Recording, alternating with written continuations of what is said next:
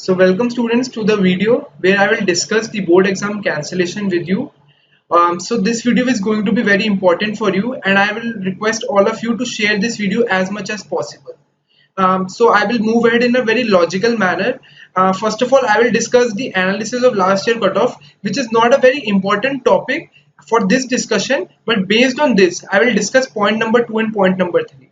Now, point number 2 is effects of board exam cancellation on our percentage calculation, because CBSE has issued a new set of guidelines through which it would calculate our percentage or give marks to those subjects for which we have not given examinations. Alright, so what would be the effect? I will discuss in point 2. Point 3 would be CBSE has also given us an improvement option. If we want to appear later, then we can opt for it, but the date is unknown. So we would analyze this improvement option. And the fourth thing is what the students can do. As an educator, I will guide you what the students can do if they are not satisfied with the result declaration. Alright, so moving ahead to the part 1 of the video, students, I have taken a random course which is BCom honors and it's a popular one, and I've taken some colleges which provide BCom honors as a course.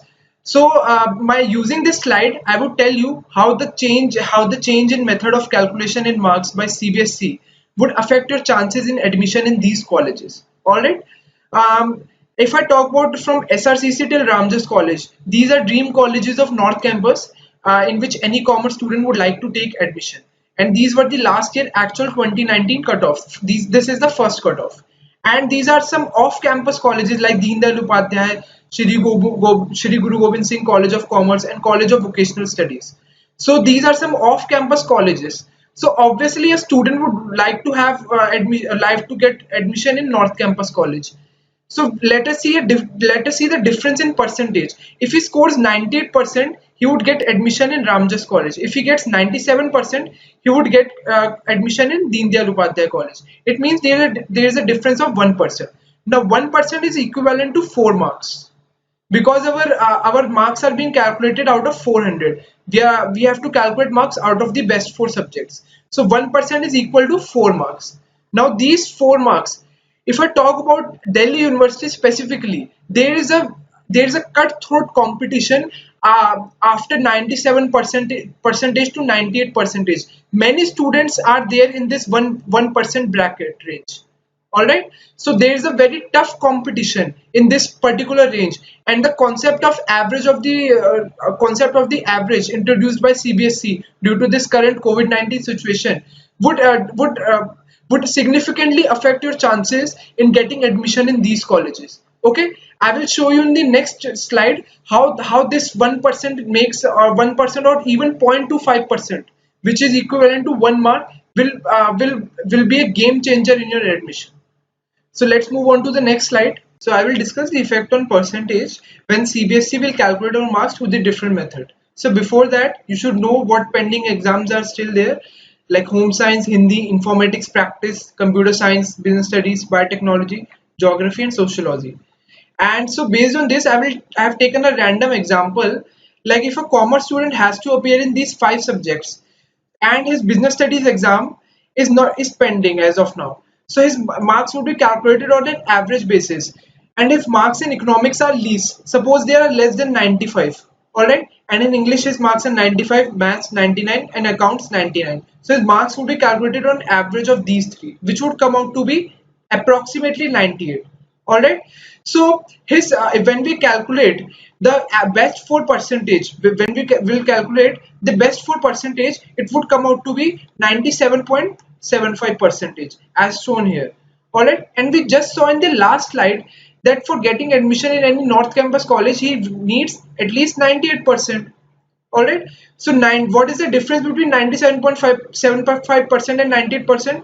It's 0.25%, which is equivalent to 1 mark. It means due to this average system, he is losing behind because of 1 mark. Alright, so if he had given the business studies exam himself, he might have scored 98, he might have scored 99 or more than that. Alright, so 99 marks if he had scored, he would have got admission in a North Campus college, in his dream college. So this is the effect when the marks would be calculated on an average basis. Now this was the best case scenario.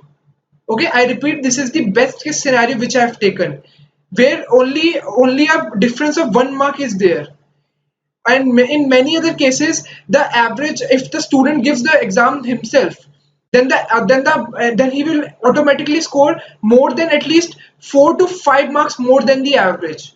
All right, this is the best case scenario I have discussed about. In best case scenario, he would get 1 mark more, but in worst case scenario, he would lose definitely more than 4 to 5 marks. Now 4 to 5 marks means that he would lose on significantly 1 to 1.5%. Yes, and he would certainly get admission in an off-campus college. So that's the difference behind when you calculate marks to average and when you appear for the exam.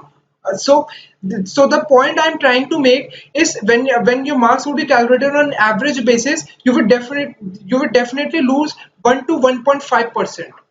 All right, this was the best case scenario where you are just losing 1 mark.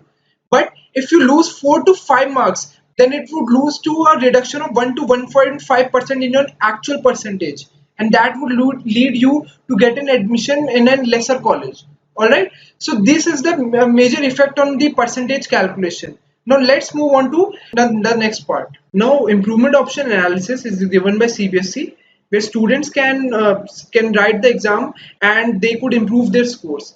But the date is not mentioned anywhere, and it is specifically written in the circular that it would be conducted at a later date when the situation gets in control. All right. So the date is not known, so it could be anything anywhere after 1 month from result declaration, or in October or in November. We do not know the date. But the biggest question which arises is, would there be seats available after the results get declared? For example, a student who was earlier scoring 94 percentage and was not getting a good college, so he planned to do graduation from SOL, and now his percentage has been improved, and his percentage has been now 96%. So he wants to go to a good off campus or a decent north campus college. So will he be able to do that? Will there be seats available for that? So for that, we need to remind universities that please make a provision for that, and please put a notification on your please put a notification or press release on your website, so that students could be relieved that if their score gets improved, they could upgrade their colleges, or could get admission in their dream college or course.